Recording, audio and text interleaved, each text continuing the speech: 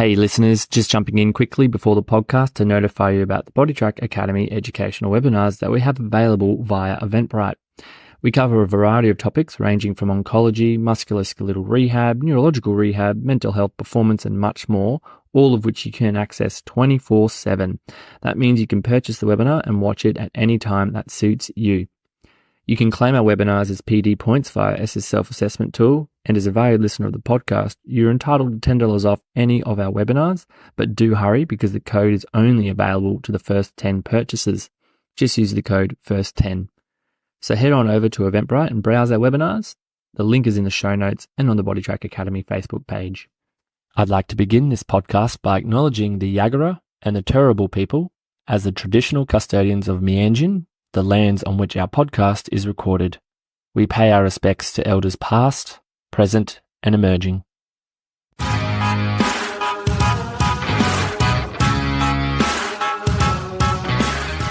Welcome to the BodyTrack Academy podcast created by EPs for EPs. The podcast will take you on an in-depth understanding of everything an EP is faced with on a day-to-day basis, including clinical, personal, and business practices to ensure you become the best practitioner possible.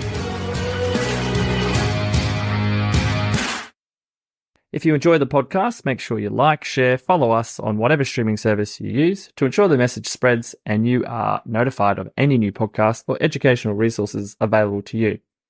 Furthermore, if you're not already part of our online academy, head over to Facebook and join the BodyTrack Academy. Happy listening.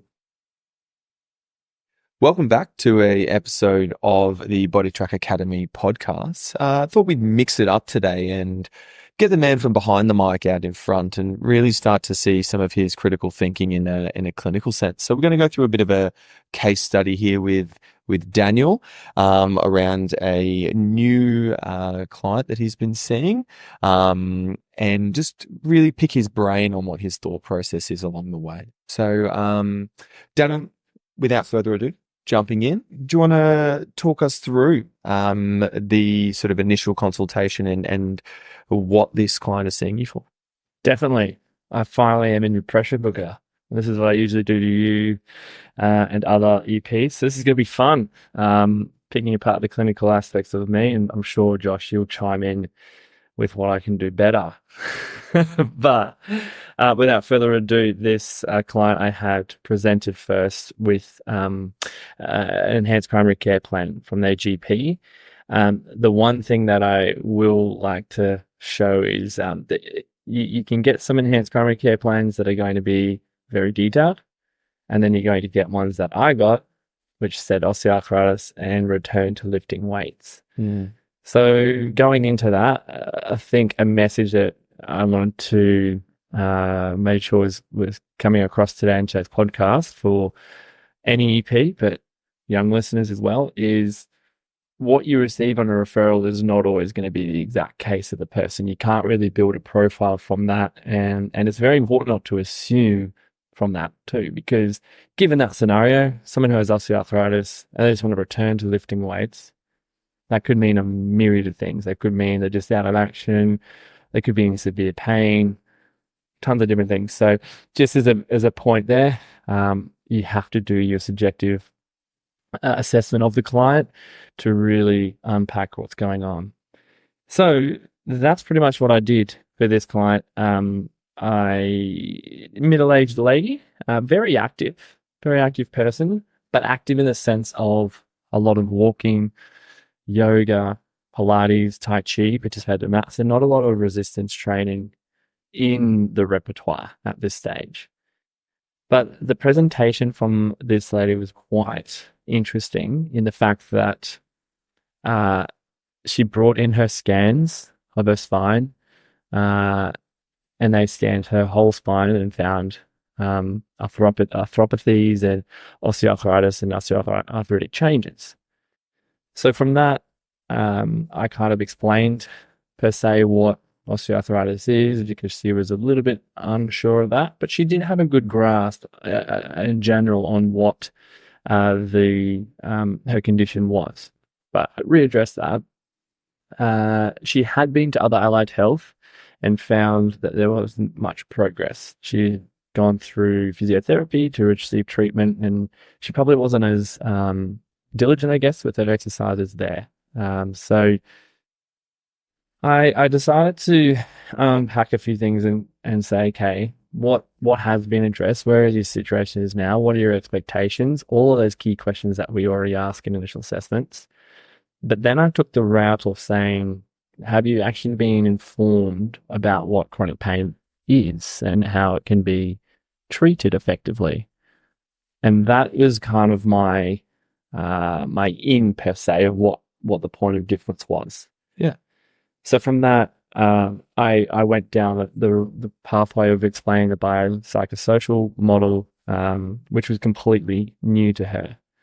Um, what I probably didn't expect from this is probably some reservations or some heightening of her condition by me bringing those things up and saying how each thing can affect the other, Yeah. right? So that model that we know, biological, psychological, and social elements, and how they can all play a part in how someone's pain is presented. Um, but by bringing that up, that was pretty much the first session. I didn't even get into any objective. There wasn't any room for questionnaires. There wasn't any room for some testing per se, because it was very much an exploration of her current situation. Um, and then from that, left it from that position to then rebook in. And she was already doing some exercises to that she was feeling comfortable with. So I left it at that, but provided her some resources around the um, BPS model. Yep. Okay.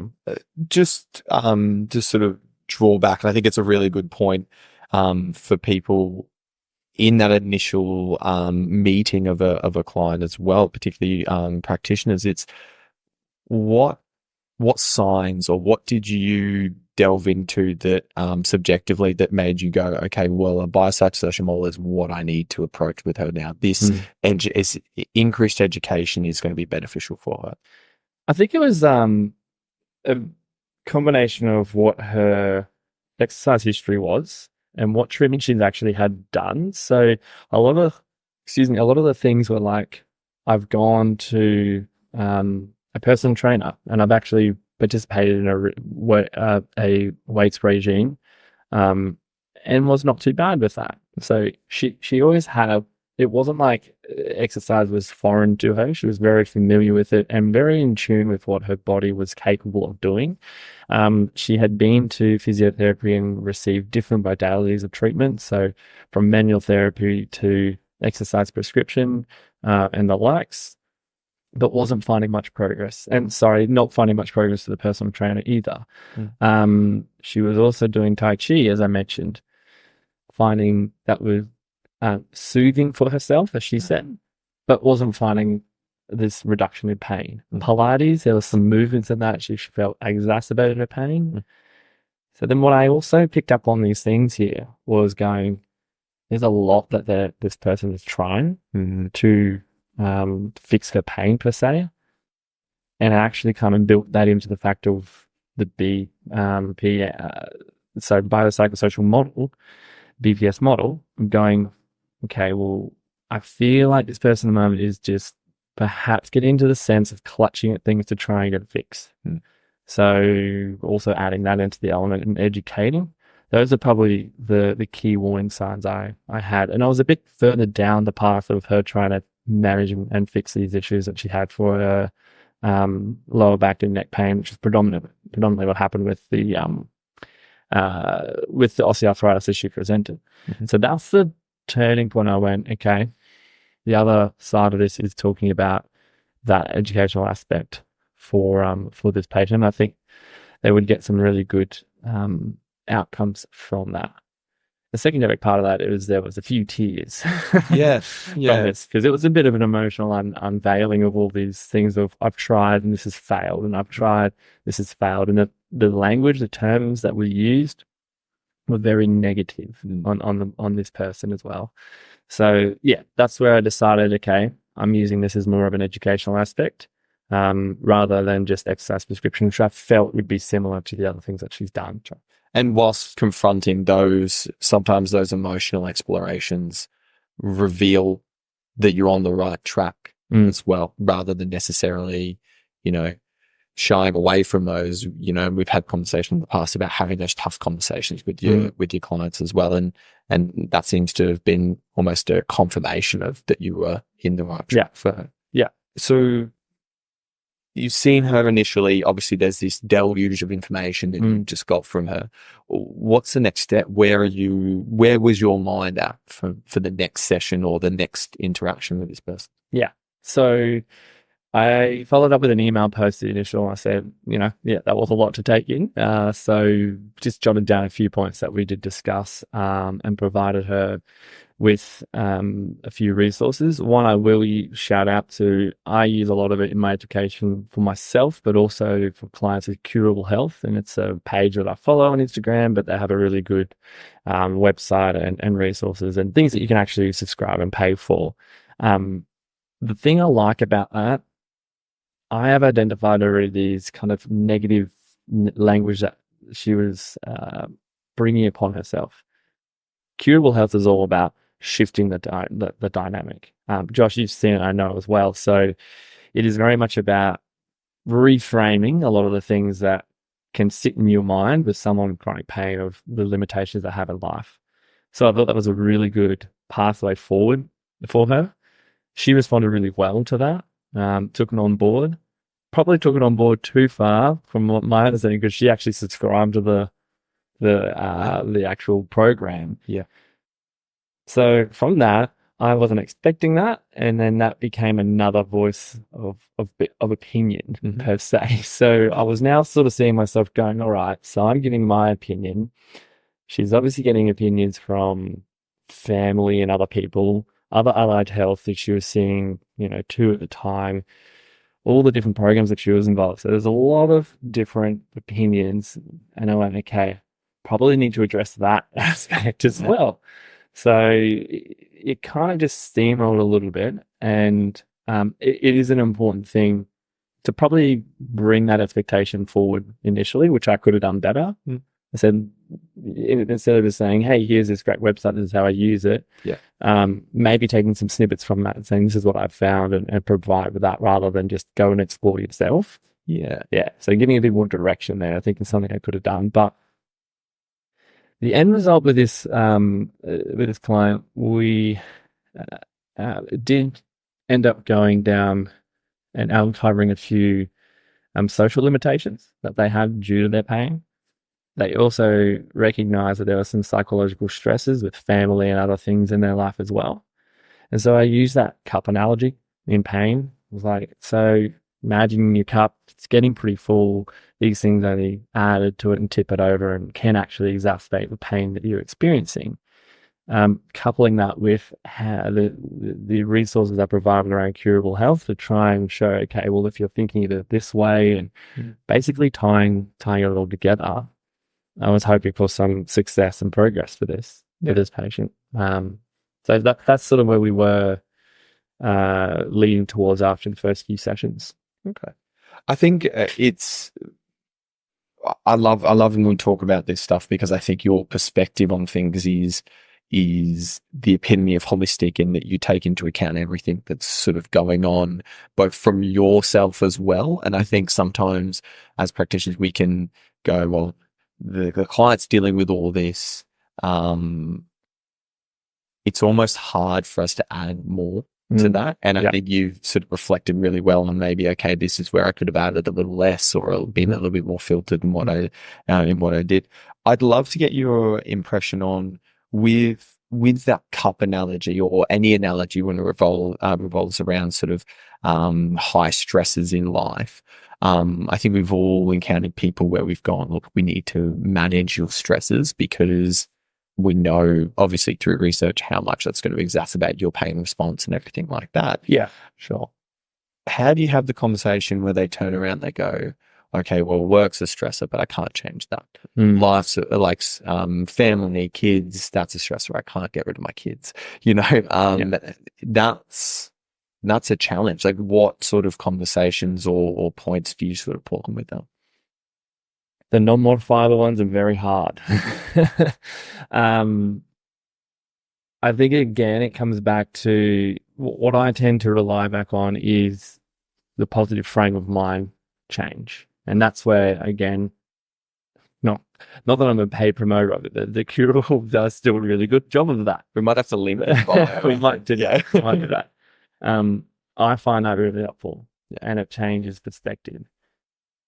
Hey, thanks for taking the time to listen to our podcast. We hope you're learning a lot in this particular episode.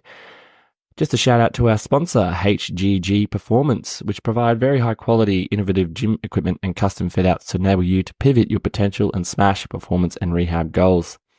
They are world renowned for their innovative creations in the gym accessory space, including the best selling ISO Tib LT, Tib Bar, Wrist Axe, and Nordic Bar. And I got to say, we're using some of these equipment in our clinic and finding some great results. Used by professional sports teams, athletes, and coaches worldwide, as well as the military, health practitioners, and apparently even Joe Rogan uses their gear. HGG is a proudly Aussie-owned company that makes all their gym equipment at their Gold Coast HQ. And our partnership with them, we are stoked to offer you 10% discount on any product with the code BODYTRACK10 so you can experience what all the hype is about yourself. So jump over to their website, go to the checkout, punch in the code of BODYTRACK10 to get 10% off on any of their great innovative gym equipment and start using today. Thanks very much. The other thing, though, is I'm a really big believer in there's something that can be modified in your behaviors of life. Sure, there's things like job that you might be feeling you have to do to then support family, to then support yourself.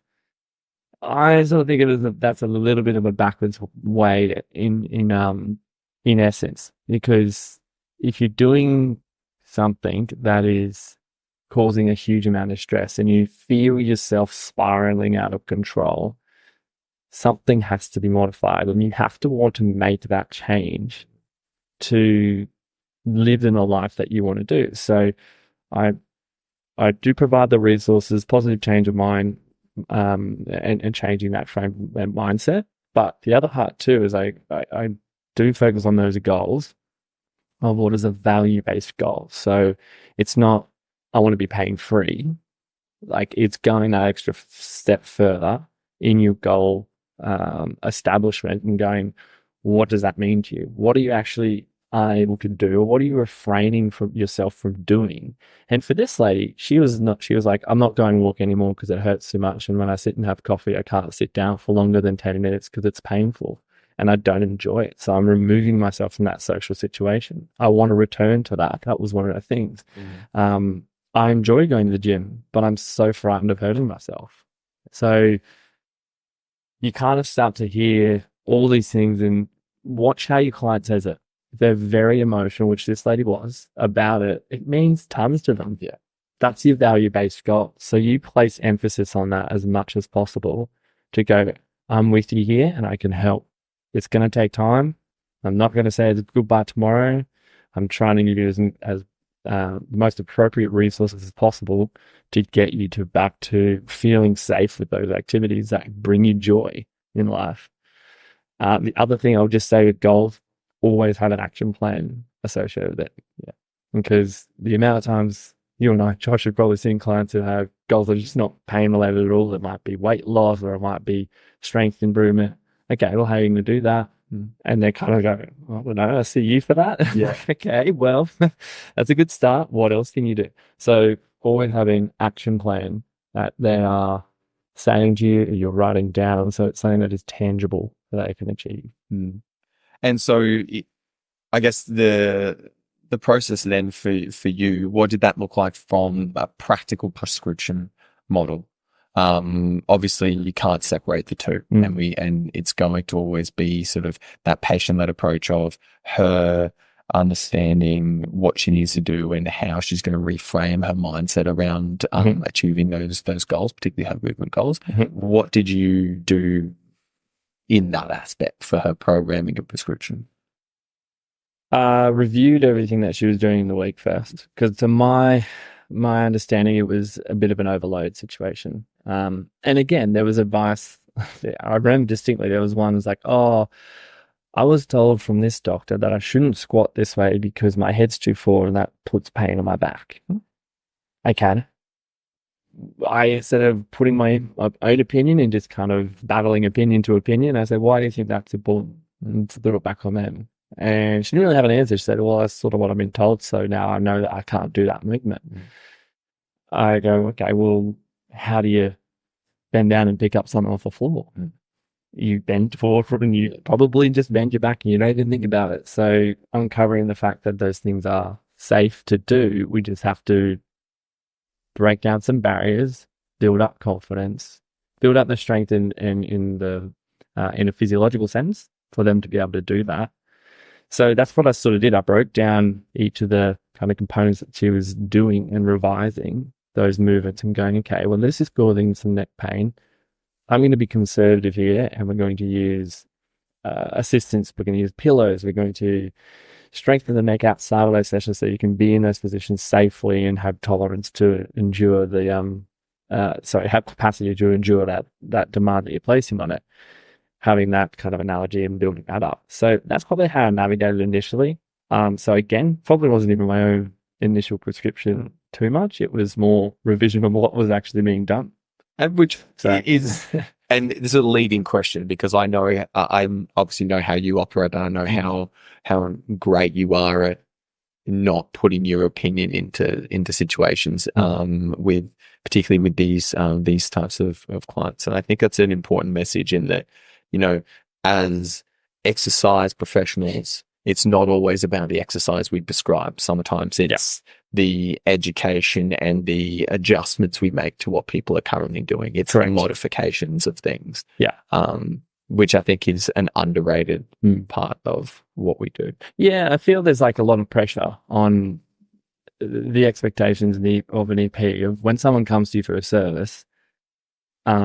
And I mean, even if you think about it yourselves right now, if you go somewhere for a service and you expect, this is what they're going to do for me, but then you get a whole revision of what you're currently doing, kind of a little bit from the client's perspective going, I wasn't really what I was here for, but this is where you just got to make it clear at the start. And you have to be assertive in that as well and having tough conversations with yourselves. Look, I think what you're doing at the moment is actually, it could be a potential exacerbation of all this is going on. Yeah. Because you're being told one way to move, freely as with yoga and Pilates, but then you've been told you can't do that in this other one. So it's just so conflicting for them. So just setting a few things straight, but you have to establish that start, which I did do in that session. I said, look, I'm going to pick apart a few things here for you. Is that fine with you to do? And having them buy into that. And they go, yep, I want to know, because I want to do those activities. I want to be safe doing them. So I'm happy to have that revised from you to then have consistency with those sessions.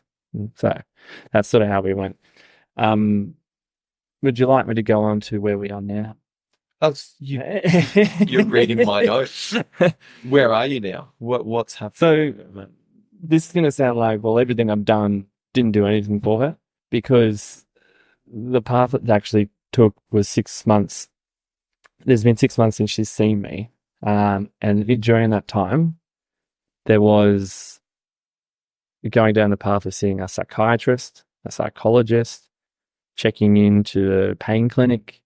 So going down that path of, it got really bad for her. She was really not tolerating it.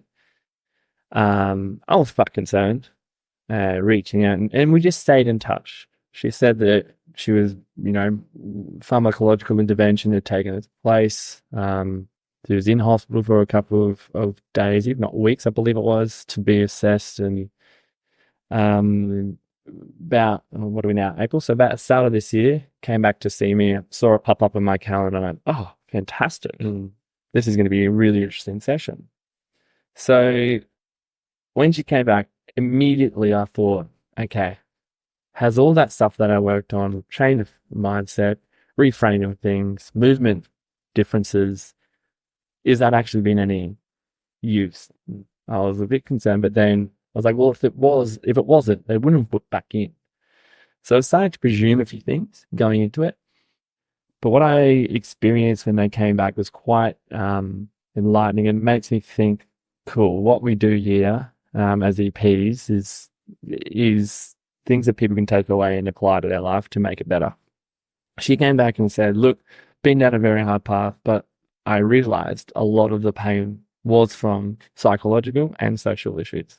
Yeah. There was physiological for sure, but I realized there was a lot of different family things that I hadn't known about that had come up.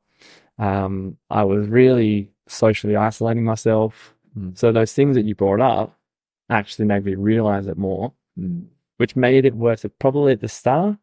But now coming through that journey of getting and being medicated and going through and seeing going through a chronic pain program, it all kind of started to tie together, and her get a good understanding and realization of it, and going, right, I need to control these aspects of my life better. And with using that BPS model, she's actually been enlightened to it and aware of it more. So by her coming back and telling me those, I was like, okay, great. So we did get some inroads. That's fantastic. And where we are now, I've seen her once a month. We are back to lifting weights in the gym. She's really safe and enjoying it, even though sometimes there's a lot of delayed onset muscle soreness, but she understands that is the difference between that and pain. Her confidence is growing every month. She's like, oh, this is getting easy now. I feel like I can challenge myself. There's still pain there. That's the thing. Never once have I said you're going to be fixed of your pain. It's a management process and maintenance. And we're going to tinker a few things to suit that phase. But each time I sit with her now, she goes, well, physically, I feel like I'm doing pretty well. There's a bit of pain in my back after, say, this exercise or this movement, but it's not all the time. Psychologically, I am doing X, Y, and Z. So she actually goes through each of the areas. Yeah. And then she goes, well, actually, because this issue at the moment psychologically is affecting me, I feel like I'm a lot more weighed down. And I do actually feel a bit more under stressed and painful from it. Socially, I've stopped doing this thing because it wasn't bringing me joy. And I don't want to do that. And I realized that I'd have a rest day in my week. I was like, oh my goodness, we've cracked it. So she has made some really good inroads. She's starting to wean off the medications that she's on. She's under the review of a psychiatrist with that. And the picture that I'm painting for her now is as we drop down on Palexia, Lyrica, that she's some of the heavy duty medications that she was on, now off Palexia actually recently, but we're dropping down in a staggered decrease on the dosages for Lyrica. I said, your goal and your focus needs to be improve your capacity and strength so that you get this resilience and we get this capacity built to tolerate demands in your life, and you being able to do whatever you wish you can do in a relatively pain-free sense and things that bring you joy. Fantastic. I think with that, there's definitely a lot more that we could go into on this. And maybe it's a thing for a part two. But I think from an outside perspective, I know we've got to give a bit of a summary at the end. But I think a really clear example of how, you know, as you said right at the start, your expectation of one thing, and that was twice now you've seen her sort of for the first time in a while and for the first time ever, that your expectation was X and you saw Y. And I think it's really a testament to how adaptable we have to be as practitioners and how confident we have to be in our own knowledge to go, okay, well, as this person comes in, I need to make sure that I listen first. I need to make sure that their understanding matches where it should be and where the evidence says it should be for what their condition is and what they need to go through. And then by the sounds of it, the biggest thing you were able to achieve her was that empowerment of that education in understanding what she can help herself do. Yeah, for sure. And I think the last thing I just wanted to focus on is I think there has been a little bit of discussion around whether pain education is actually beneficial for clients. And there's been a little bit more evidence coming out of as to whether as a debatable topic, right? I've looked recently and have seen meta-analyses are saying, yes, in conjunction with physical therapy, it does, it definitely does support and improve outcome measures, PROMs, etc. And this case here is an example of that as well. Even though they had to still go through a process where they were seeing psychiatrists, psychologists, getting medicated, going through pain clinics, but the other side of it is that they've come out with a much better understanding of themselves, empowered, as he said. So my message from that is do your research, find your evidence in your pain science, and back yourself about tailoring the education appropriate to the person's presentation. Fantastic. That's our outro. That's perfect.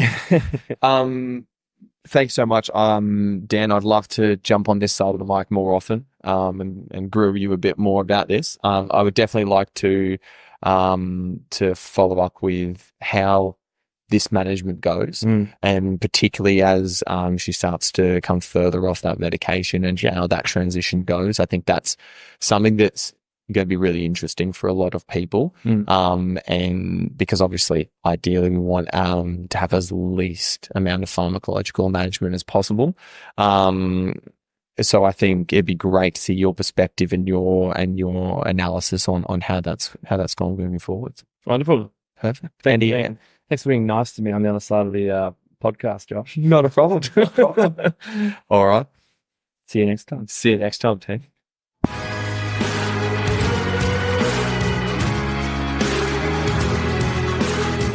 Thanks for listening. We hope you enjoyed this podcast. So remember to share, like, or follow to keep updated with all our podcasts and educational resources.